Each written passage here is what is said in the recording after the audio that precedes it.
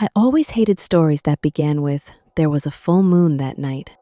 However, this is where my story begins. When I was in my late teens, I worked for a late-night diner in Minnesota. The village in which I lived was small and peaceful on the most beautiful lakeside. The winter had pulled in early this year, so there were a few inches of snow on the ground outside. The moon was full and the sky was almost cloudless, so it was cold but fairly bright. I'd worked in the diner for a couple of years, mostly nights as I was working my way through art college during the day. My bosses were an older couple who liked to leave early each evening, unless it was particularly busy. There was one other waitress, but she didn't work on a Tuesday evening as the diner never got too busy then. I lived with my parents in a small but comfortable house on a street with maybe 30 or 40 other homes. It wasn't a busy street at the best of times, but during the winter nights, people tended to stay inside after nightfall.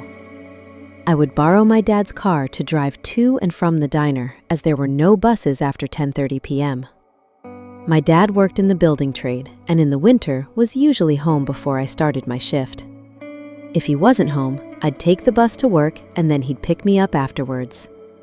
This particular night was just like any other at first.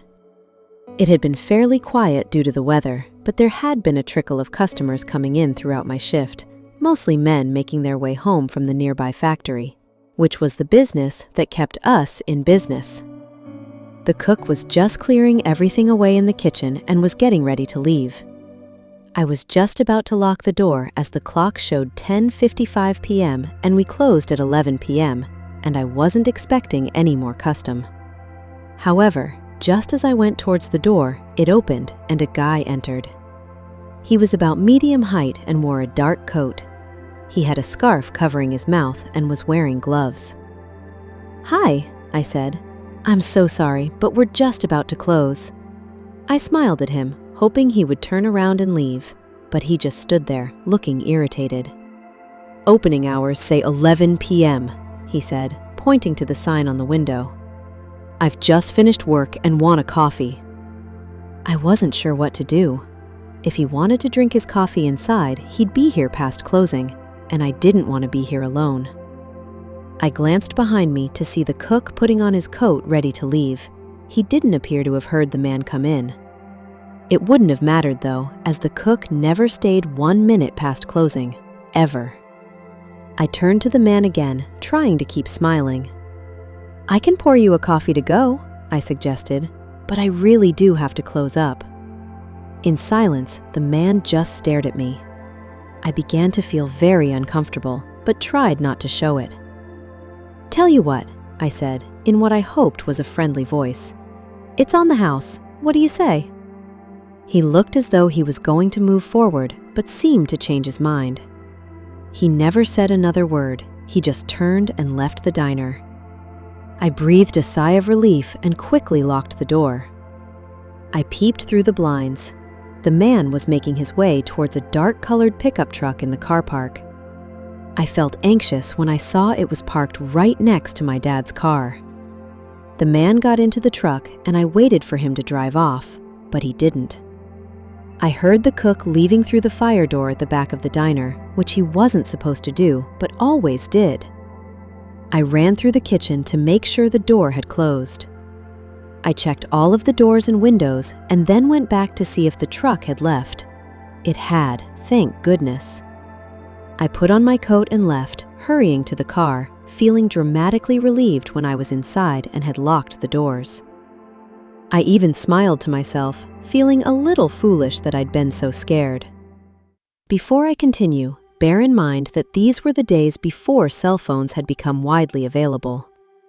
The diner phone and a couple of phone booths on my way home were my only lifelines in case of emergencies, but it never seemed to matter.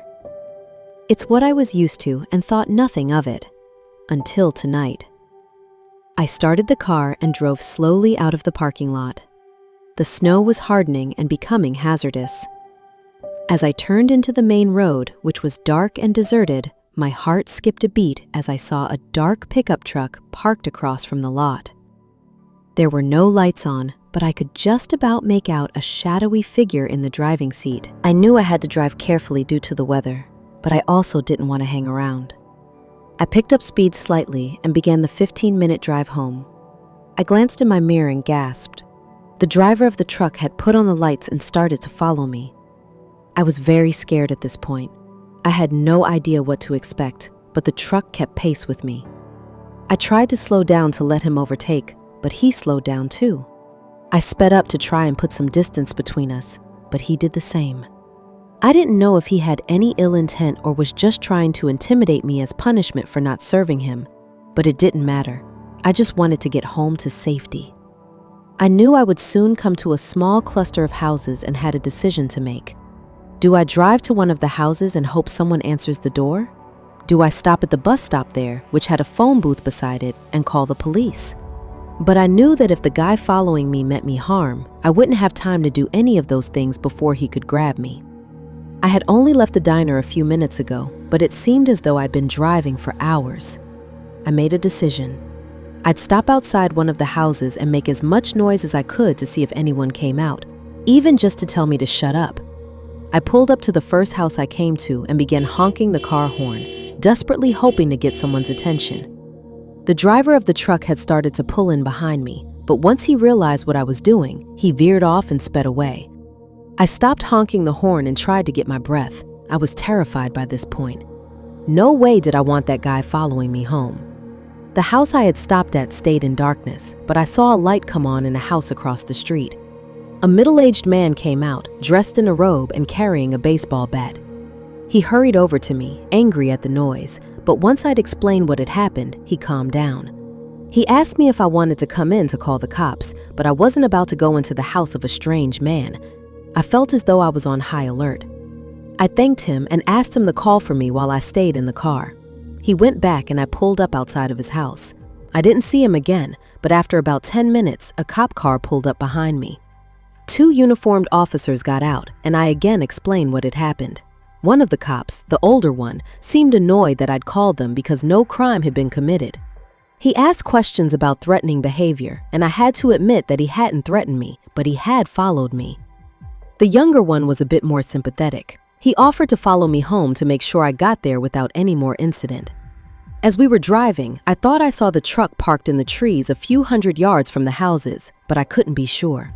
However, I arrived home without incident and didn't appear to have been followed by the truck driver. I thanked the cops for seeing me safely home. The older one gave me a bit of a lecture about being out alone at night. Then they both left. They didn't even ask to take a report of the incident. I parked in the garage, afraid the guy in the truck might see and recognize the car if he drove past. I hurried into the house but decided against waking up my parents. They needed to be up very early and I didn't want to disturb them. I was starting to feel a little foolish actually. After all, what had really happened? Some jerk got his kicks by scaring a girl just because she refused to serve him?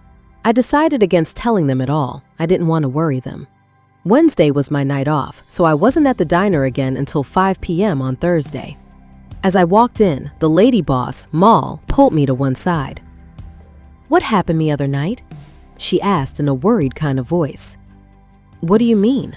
I said. "Last night a guy came in here looking for you. He said you called the cops on him because he asked for a coffee at closing time." "What do you mean he asked for me?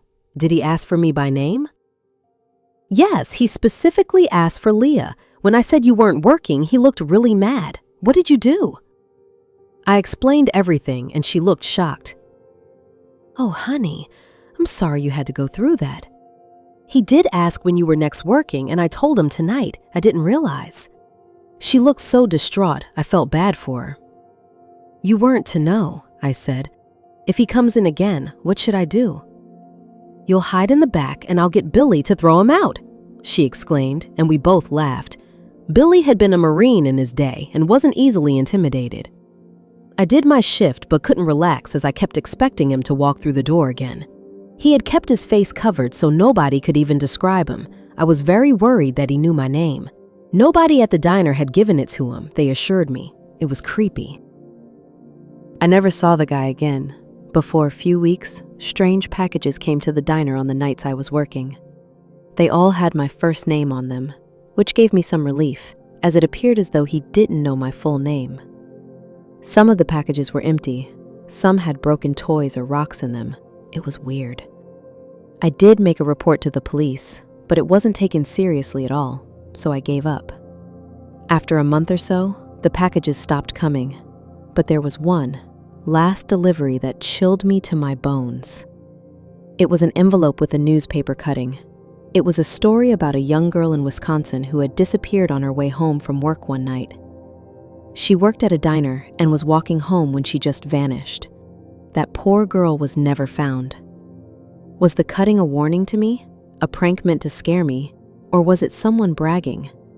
I guess I'll never know.